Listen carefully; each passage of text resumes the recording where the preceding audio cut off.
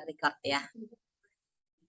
Oke, hello Nil, selamat siang ya. Kita ketemu lagi di pelajaran fisikanya kita. Sekarang kita kembali lagi kita ke punya channel. Oke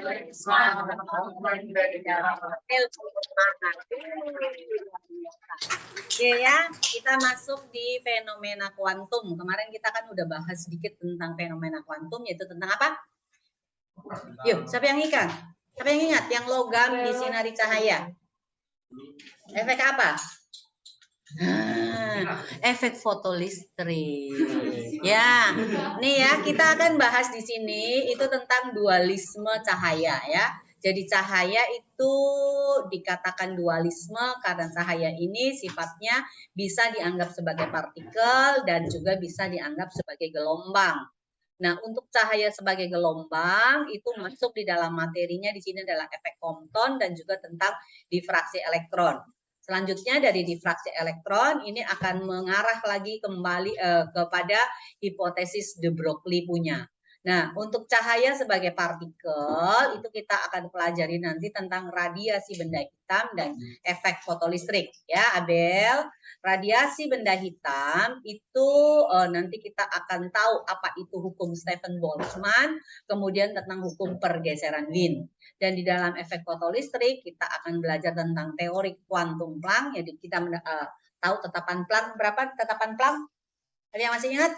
6,6 kali 10 pangkat minus 34 Joule Scon ya. Kemudian teori kuantumnya Einstein. Ya, ini juga berhubungan dengan hipotesisnya de Broglie ya. Oke. Sekarang kita pertama belajar tentang radiasi benda hitam. Apa itu radiasi benda hitam? Itu adalah radiasi yang dipancarkan oleh suatu benda akibat suhunya ya. Nah, ini radiasi panas, tentang radiasi termal. Nah, untuk benda hitam itu yang seperti apa? Jadi kalau radiasi benda hitam berarti dipancarkan oleh benda yang hitam ya, warnanya hitam. Nah, benda hitam itu adalah suatu benda yang permukaannya menyerap semua radiasi yang datang. Jadi kalau ada benda berwarna hitam, ya misalnya kita pakai baju hitam, ini sweater hitam ya. Sekarang coba pergi ke lapangan Karebosi, toh siang bolong, pas panas mataharinya persis ada di atas kepala kita, lalu kamu baring di Karebosi, terlentang pakai baju hitam pekat gitu loh. Kira-kira bertahan berapa lama di situ? Ya, itu akan menyerap ya, dia akan menyerap semua sinar yang datang kepada benda hitam itu akan diserap secara sempurna. Itu kalau radiasinya kalau bendanya itu benda-benda yang hitam sempurna.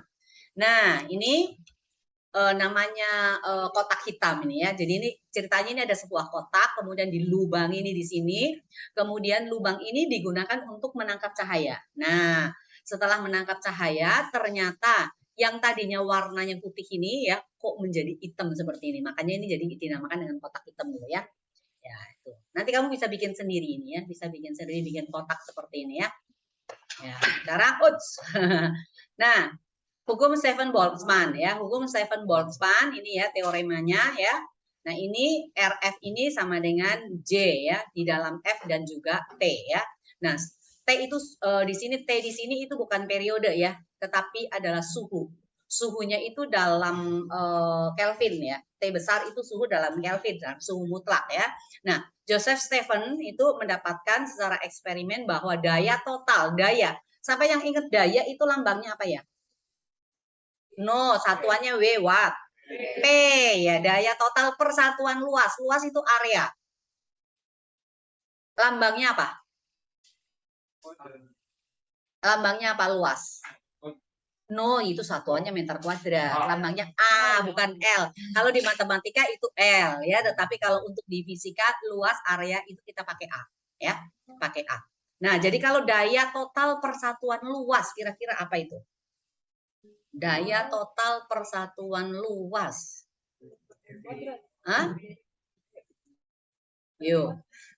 Daya total persatuan luas itu adalah P ya. Daya itu kan P. Ya. Daya itu P. Satuan luas itu A. Kalau per itu berarti apa? Hah? Ya dibagi. Bentar, ini lagi belum connect nih. Nggak tahu kenapa. Oh. Iya, nggak tahu kenapa dia nggak connect. Hah? Enggak habis cintanya. Dia nggak pakai tinta. Kadang suka seperti ini sih. Iya. Iya. Jadi P per apa? Per A. Nah, daya persatuan luas yang dipancarkan pada semua frekuensi oleh benda hitam itu I-nya ini ya, radiasi. Jadi intensitas radiasi total ya. Nah, untuk I-nya ini ya, intensitas radiasi total itu sebanding dengan pangkat 4 dari suhu mutlaknya, itu I-nya ya, I-nya. Jadi itu sebanding dengan itu, di mana I itu sama saja dengan intensitasnya ini ya, sama dengan P per A. Nah, nilai dari P-nya itu sendiri itu sama dengan E to, lah ini kan susah kalau pakai mouse ya, pangkat 4. E to T pangkat 4. Ya, ya, susah nih. Nggak tahu kenapa ini. Kenapa enggak? E to T pangkat 4. E to.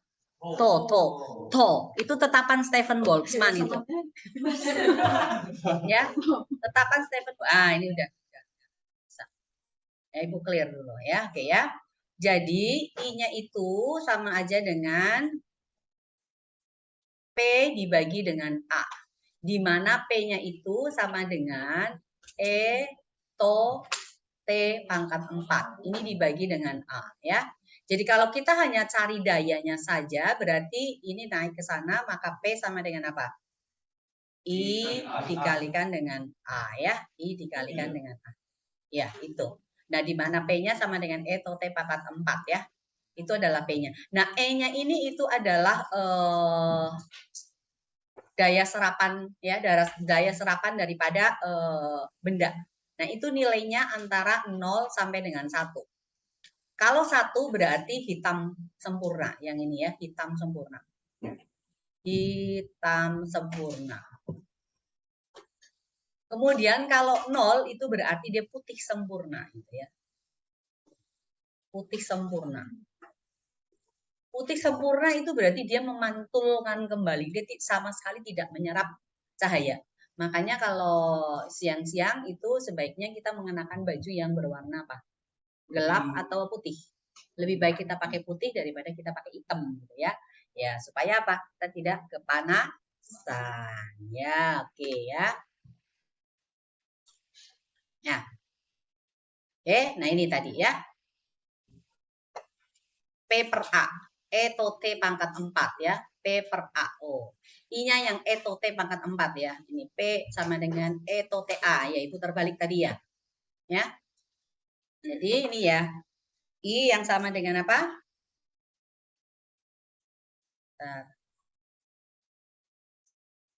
Aduh, udah bisa terhapus nih kalau Ibu pakai aplikasi yang ini ya. Oke, ya. Ibu terbalik tadi ya. I-nya yang sama dengan apa?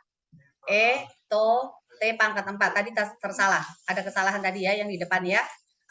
P per A ini sama saja dengan I. Di mana I itu sama dengan E to T pangkat 4 ya. Ini sama aja dengan P dibagi dengan A. Jadi ini naik ke sana, maka P sama dengan apa? E to A T pangkat 4 ya. T pangkat 4. E to A ya. E to A gitu ya. E to A T pangkat 4 ya.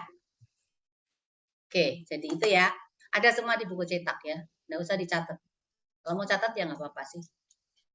Oke, sekarang kita lihat lagi yang berikutnya. Nah, ini tentang hukum pergeseran wind ya. Pergeseran wind dia melakukan sebuah percobaan ya dengan sinar dengan suhu tertentu ya. Nah, ini pada saat suhunya 2000 Kelvin, ini pada saat suhunya 3000 Kelvin, yang ini pada saat suhunya 4000 Kelvin. Nah, dari hasil percobaan yang dihasilkan oleh Wien, bahwa panjang gelombang dikalikan dengan suhu mutlaknya itu menghasilkan suatu tetapan, yaitu 2,9 kali 10 pangkat minus 3. Jadi selalu itu. Nah, makanya dari sini kita bisa juga langsung mencari lambdanya. Bagaimana kita cari lambdanya? Bagaimana cari lambda? Kalau lambda maksimum itu sama dengan dikali lambda maksimum dikalikan T sama dengan C. Berarti lambda sama dengan apa?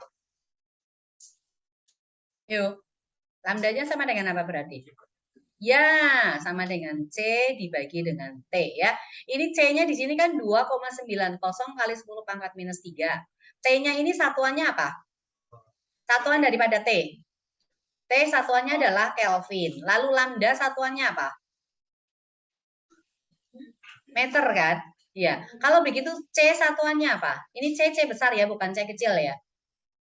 Nah, dari rumus ini lambda kali T sama dengan C. Lambda satuannya apa? Meter. Suhu satuannya mutlak Kelvin. Kalau begitu nilai daripada C ini sama dengan berapa? 2,90 kali 10 pangkat minus 3 dengan satuan apa? Meter Kelvin ya. Kelvin itu K besar ya. Ya. Oke, sekarang kita masuk lagi. Ya, ini adalah teori klasik tentang radiasi benda hitam ya. Di mana J itu sama dengan U C per 4. Nah, bentuk fungsi universalnya ini ya. Nah, di mana U sama dengan AF pangkat 4 E pangkat minus B F per T. Dalam bentuk panjangnya ya, ini untuk panjang gelombangnya ya, untuk lambda. Berarti U-nya sama dengan ini C lambda pangkat min 5 E pangkat C ya. Ini dibagi dengan lambda T lagi. Tapi yang ini enggak usah dihafalin ya. Yang kamu hafalin itu yang tadi. Ya, yang mana? Ini ya. Ini lambda kali T sama dengan C ya. C-nya sama dengan 2,9 kali 10 pangkat min 3. Itu yang kamu hafalkan ya. Yang ini enggak perlu. Nanti kalau kamu mau belajar secara khusus masuk di Fakultas Fisika ya baru kita akan. Ya, ya ini teori klasik radiasi benda hitam tentang kerapatan energi per satuan gelombang ya. Jadi ini U. U itu apa? Itu adalah kerapatan energi per satuan gelombang ya. Dan ini dikenal sebagai hukum Rayleigh-Jeans ya. Oke. Nah, kemudian berdasarkan teori Planck tentang radiasi benda hitam, ya, Planck itu memulai dengan membuat suatu anggapan baru tentang sifat dasar dari getaran molekul-molekul dalam dinding rongga hitam, ya. Nah, yang pertama apa? Radiasi yang dipancarkan oleh getaran molekul itu tidak kontinu, tetapi dalam paket-paket energi diskret yang disebut dengan kuantum atau foton.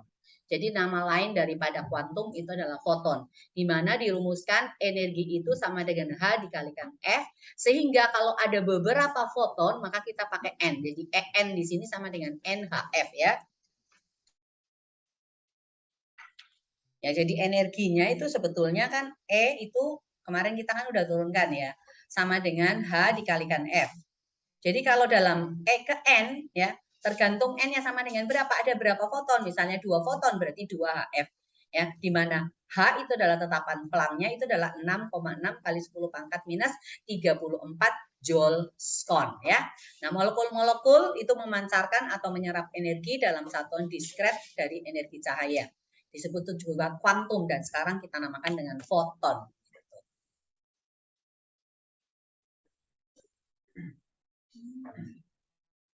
Ya, jadi ini gambarannya tentang energi ya, ini pada tingkat dasar. Kemudian berikutnya energinya adalah HF, naik ke 2HF, kemudian 3HF, 4HF dan seterusnya sampai N-nya itu sama dengan tak berhingga. Nah, ini hukum radiasi Planck mikro ini ya, mu sama dengan 8pi HC lambda pangkat min 4. H itu adalah tetapan Planck ya, C itu adalah kecepatan cahaya, lambda itu adalah panjang gelombang.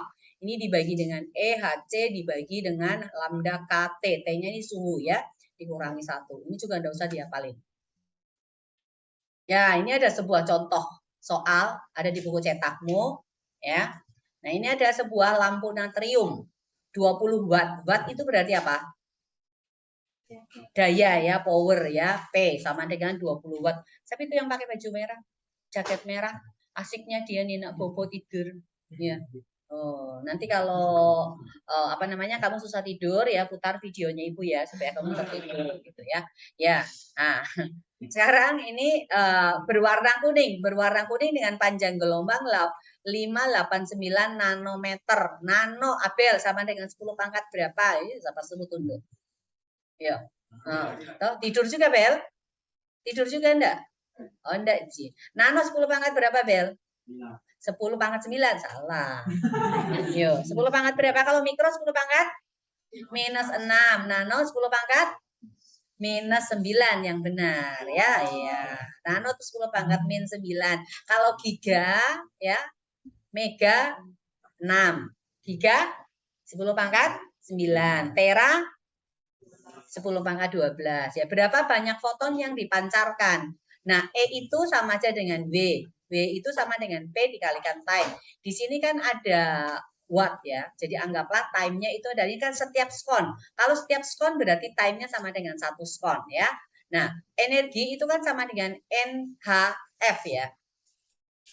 Tapi karena itu ya apa namanya diketahuinya itu adalah panjang gelombang ya. Jadi E-nya itu kan tadi apa?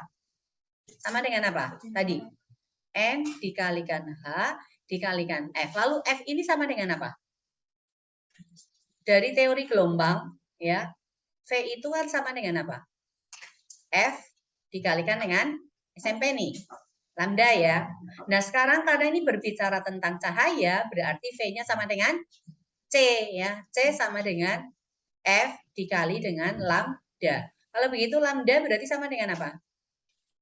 Sama dengan F dibagi dengan C ya. Jadi NHF ini kita bisa rubah untuk cari apa namanya lambdanya ya atau frekuensinya. Sorry ya, ini frekuensi ini kan salah nih terbalik loh ya. Masa F per C salah. Sama dengan apa? C per F. Jadi kalau cari F sama dengan C dibagi dengan lambda. Maka ini boleh dirubah menjadi apa? N H C dibagi dengan lambda ya. NHC per lambda. W itu sama dengan PT ya. P dikalikan T ya. Ingat, Pak Vicky punya PT Fit irit itu ya. Oh berarti W-nya sama dengan P dikalikan T gitu.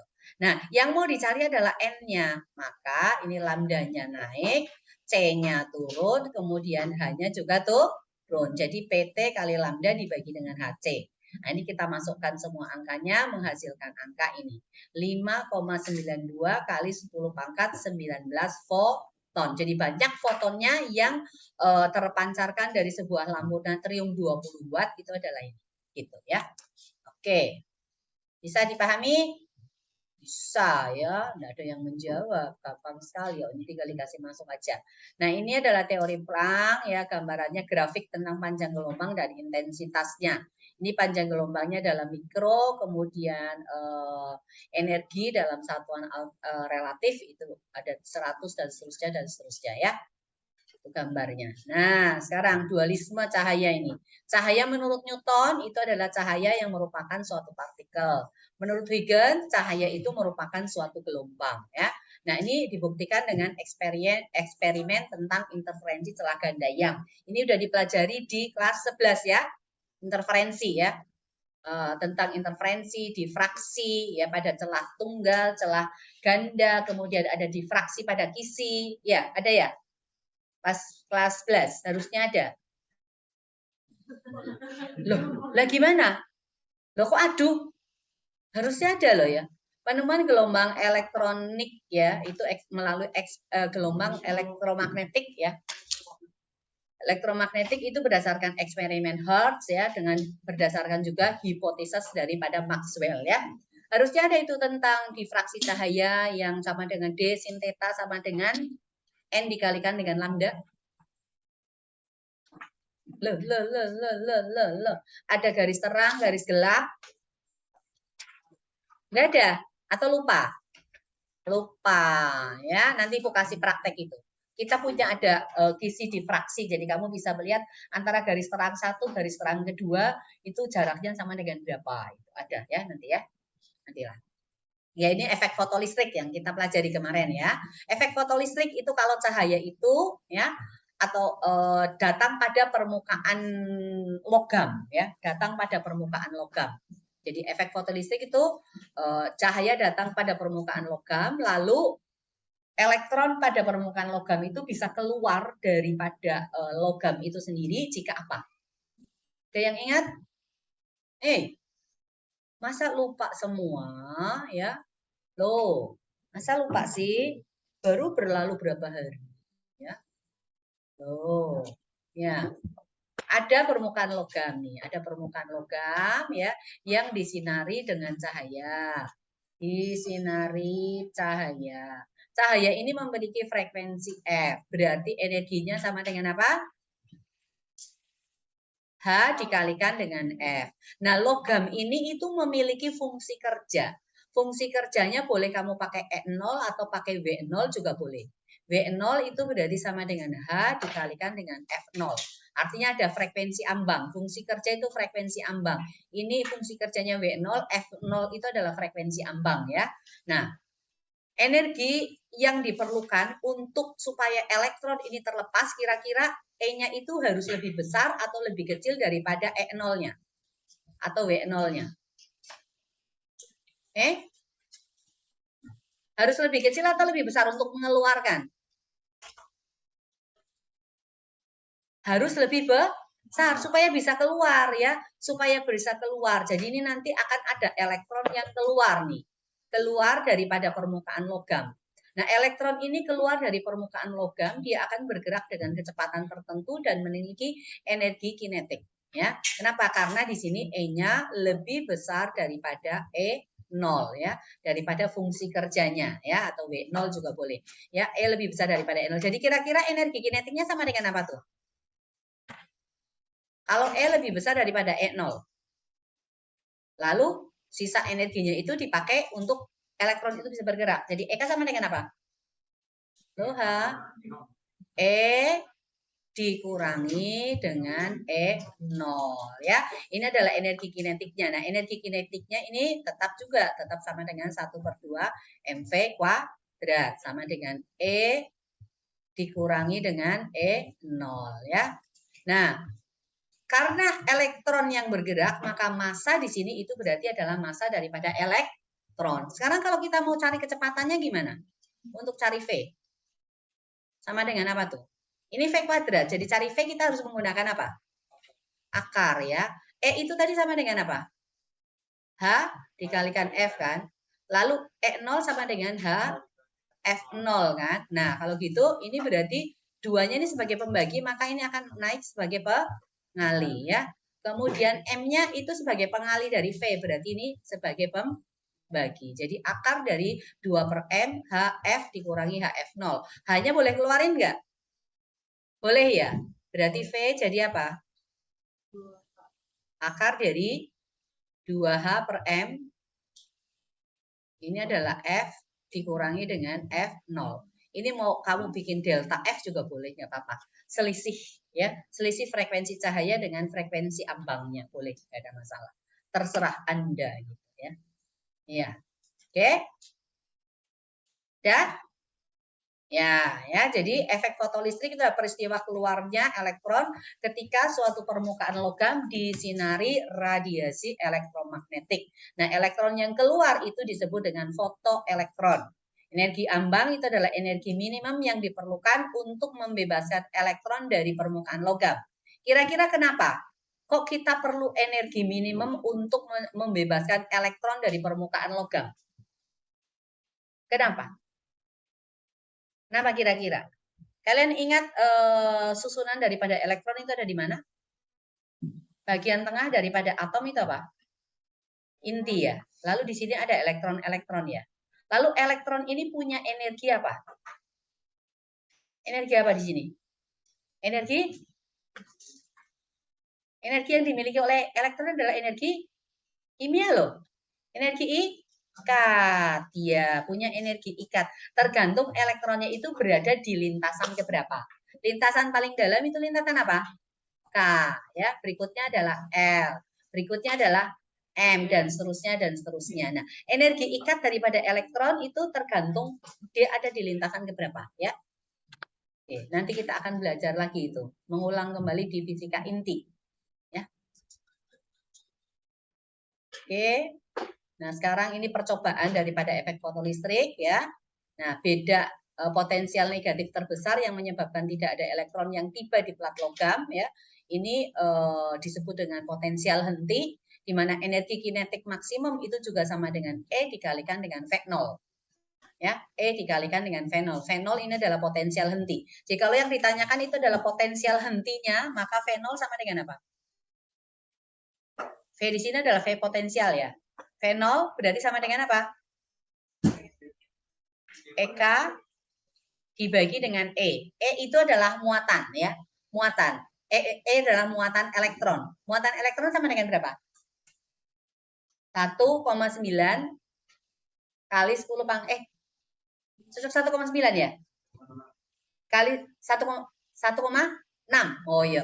QE sama dengan 1,6 kali 10 pangkat min 19 kolom ya, itu Q elektron ya.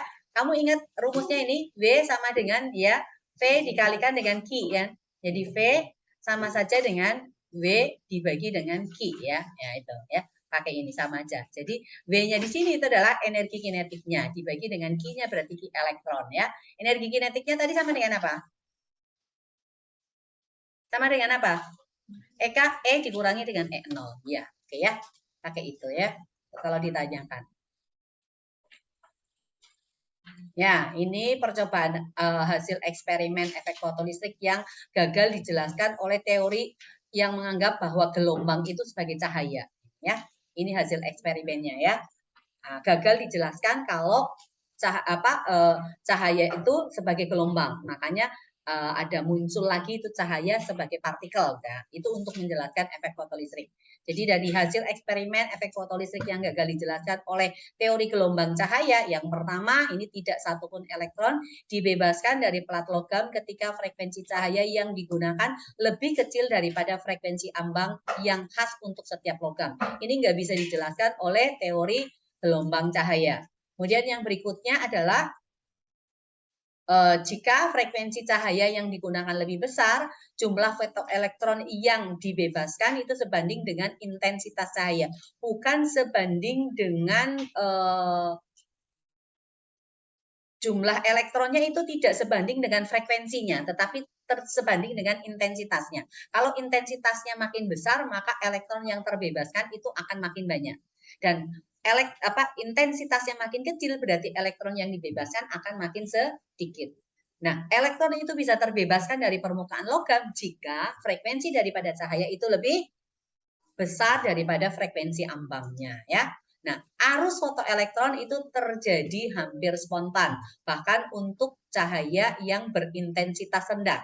Jadi biar intensitasnya rendah, asal frekuensi cahaya itu lebih besar daripada frekuensi ambang, maka elektron tetap bisa dibebaskan, ya. Tetap bisa terjadi efek fotolistrik. Nah, ini penjelasan efek fotolistrik oleh Einstein, ya.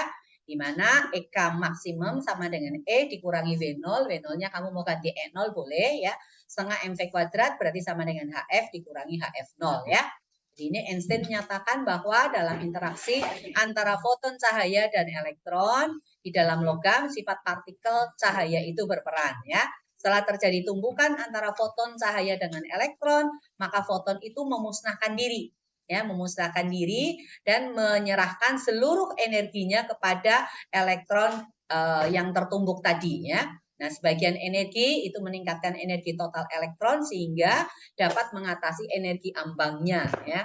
Nah, sisanya itu menjadi energi kinetik maksimum ya. Ini. Nah, kemudian ini adalah produksi sinar X ya. Produksi sinar X ini ceritanya ini ada di sini ada target tungstennya ya. Kemudian ini ada filamen yang dipanasi ya. Ini katode ya. Katode itu berarti dia memancarkan elektron. Jadi elektronnya itu menabrak di sini, menabrak target tungstennya. Kemudian dari hasil tabrakan itu dipancarkanlah sinar. Sinarnya ini adalah sinar X ya. Sinar X itu frekuensinya berapa nanti kamu lihat di gelombang radiasi gelombang elektromagnetik ya. Di situ habis sinar gamma itu adalah sinar X ya. Ini sinar X ini yang digunakan untuk apa? Untuk apa? Dalam dunia kedokteran ya, X-ray punya, kemudian bisa juga digunakan untuk mendeteksi barang-barang yang biasa di bandara itu untuk mendeteksi, siapa tahu ada bahan-bahan terlarang di situ ya, ya itu juga. Ya, nah, jadi H dikalikan F maksimumnya di sini sama dengan EK ya. Oke. Nah, kemudian di sini adalah momentum foton dan efek Compton. Nah, bedanya antara efek fotolistrik dengan efek Compton. Di efek fotolistrik itu yang ditembak dengan cahaya itu adalah lempeng logam ya. Kemudian untuk di efek Compton yang ditembak itu adalah partikel.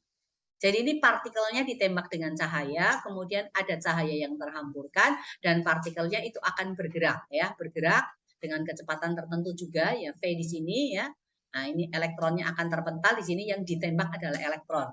Nah, untuk itu sekarang frekuensi cahaya yang dipancarkan oleh partikel ya, yang dipancarkan oleh partikel, aku gambarkan ulang lagi aja nggak apa-apa ya. Jadi misalnya ini ada partikel nih, ya ada partikel ini, kemudian ini ditembak dengan cahaya, ya seperti ini dengan energi frekuensinya adalah F. Nah ini itu ada apa? Ada cahaya yang dihamburkan. Nah frekuensi cahaya yang dihamburkan kita anggap saja dengan F aksen. Lalu dia membentuk sudut terhadap sinar pertama yang datang, ini sudutnya adalah theta. Ya, sudutnya adalah theta. Nah, kalau ini punya frekuensi karena cahaya itu memiliki kecepatan itu adalah C, maka dia juga punya panjang gelombang. Maka sinar yang dipancarkan berarti panjang gelombangnya kita sebut saja lambda aksen ya. Kita sebut dengan lambda aksen. Nah, kira-kira lambda aksen itu dibandingkan dengan lambda itu lebih besar atau lebih kecil? F aksen itu lebih kecil daripada F. Maka lambda aksen itu dibandingkan dengan lambda besar atau kecil? Kenapa coba? Kenapa lebih besar? Yo. Sekarang pertanyaannya kenapa? Nah, sekarang kita kan punya rumus apa? C sama dengan apa? F dikalikan dengan lambda kan? Ya. Berarti lambda sama dengan apa? C dibagi dengan F. Jadi di sini antara lambda dengan F itu kan berbanding lurus atau berbanding terbalik? Berbanding terbalik. Jadi kalau F aksen itu lebih kecil daripada F, maka 1 per F aksen dibandingkan dengan 1 per F, itu lebih besar yang mana? Yang ini kan? Salah. Lebih besar yang mana? 1 per F aksen lebih kecil dibandingkan dengan 1 per F. Yo, ini lebih besar kan ya? Ya, ini lebih besar. Nah, lambda itu kan sebanding dengan 1 per F-nya. Berarti lambda aksen itu jadi lebih besar daripada lambda. Makanya ada selisih panjang gelombang. Nah, besarnya selisih daripada panjang gelombang, yaitu delta lambda, itu sama dengan lambda aksen dikurangi lambda, itu dirumuskan sama dengan H per MC dikalikan 1 dikurangi dengan cos theta. Ya. Nah, kalau ini P di sini ini apa P? Bukan rho ya, ini P apa ini? Momentum. Momentum itu sama dengan massa dikalikan kecepatan. Sama dengan HF per C ya. Jadi P juga boleh dituliskan sama dengan H per lambda. Ya. Oke. H per lambda bisa dituliskan sama dengan itu. Atau lambda sama dengan C per F juga boleh ya. Oke. Oke. Ya, ini hipotesis daripada de Broglie ya. Panjang gelombang de Broglie itu lambda sama dengan H per P, H per MV ya. Nah, ini MVR ya sama dengan NH per 2pi ya. Nah, ini untuk membuktikan ya, pembuktian ya. Jadi panjang gelombang de Broglie-nya itu terbukti dari sini. Nah, ini energi elektron dipercepat oleh tegangan dengan pemercepat V, V-nya itu adalah voltasenya ya. Nah, itu EP listrik sama dengan EK-nya. EP listrik itu adalah energi potensial listrik ya, sama dengan E dikalikan V. V itu adalah voltasenya, E-nya adalah muatan daripada elektron ya. Sama dengan EK berarti setengah MV kuadrat. Berarti dari sini untuk cari V, maka sama dengan akar dari 2 EV per M. Nah, panjang gelombang de Broglie-nya kita masukkan ke sini ya. Masukkan di sini, akhirnya kita mendapatkan lambda sama dengan H per akar dari 2 MeV. M-nya di sini adalah massa, kemudian E-nya di sini adalah muatan daripada elektron ya. V-nya itu adalah voltase gitu. Oke. Ada di buku Cita semuanya ada. Nah, ini dualisme, masih di dualisme cahaya tentang mikroskop elektron ya. Ini mikroskop elektron itu daya urainya itu hingga 100 kali lebih besar dibandingkan dengan mikroskop biasa. Nggak tahu di lab biologi ada enggak mikroskop elektron? Nggak tahu ya, itu siapa lagi udah tidur lagi tuh baju hijau. Minaknya bobo. Mimpi apa ya? Ya udah. Oke, sampai di sini. Sekarang kita coba review ya. Ibu stop share untuk yang ini. Sekarang kita pakai whiteboard ya untuk ingat kembali. Ya, nah. Habis itu nanti kalian mau kerjakan dari buku cetak ya, dari buku cetak lagi. 2 nomor G, 1 nomor pilihan ganda, 1 nomor isai. Yang enggak dapat nanti 1 nomor di pilihan ganda ya berarti kebagian ke isai ya. Oke, untuk efek fotolistrik tadi. Efek fotolistrik yang disinari apa? Ini apa ini? Logam. Oke, disinari dengan cahaya dengan frekuensi apa? F ya. Energinya berarti sama dengan oke, F dikalikan H ya.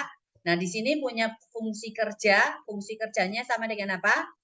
H, F, 0 ya. Energi harus apa? Supaya terjadi efek fotolistrik lebih besar daripada energi ambangnya. Lalu kalau lebih besar, maka elektron bisa terlepas. Dia bergerak dengan kecepatan V. Akan punya apa? Energi kinetik yang besarnya sama dengan E dikurangi dengan E0 ya. Oke, setengah mv kuadrat. Oke. Lalu bedanya dengan untuk efek Compton ya. Kalau di efek Compton itu yang disinari apa? Partikel ya. Lalu ini disinari dengan cahaya, frekuensinya adalah F, panjang gelombangnya adalah lambda. Dia akan memancarkan apa? Cahaya dengan frekuensi F aksen, berarti panjang gelombangnya adalah lambda aksen. Kemudian ini akan bergerak dengan kecepatan V, berarti dia punya energi kinetik juga ya. Sama saja dengan F dikurangi dengan HF aksen ya. Nah, untuk panjang gelombang yang dipancarkan lambda aksen lebih besar atau lebih kecil dari lambda? Lebih besar dari lambda. Maka untuk delta lambda tadi, yaitu sama dengan apa delta lambda? Lambda aksen dikurangi dengan lambda sama dengan apa tadi? H per MC dikalikan dengan 1 dikurangi dengan cos theta ya. Tetanya itu yang mana? Ini ya theta ya. Ya, seperti itu. Kemudian tadi lagi untuk yang lambda maksimum dikalikan dengan T. Pergeseran Wien. Itu sama dengan apa? Sama dengan C. C nilainya berapa?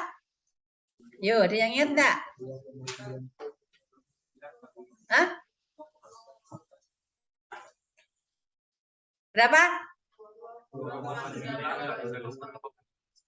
-3 satuannya? Meter Kelvin. Ya, dan seterusnya. Nanti coba kamu lihat lagi ya buat rangkumannya. Oke? Ya. Sekarang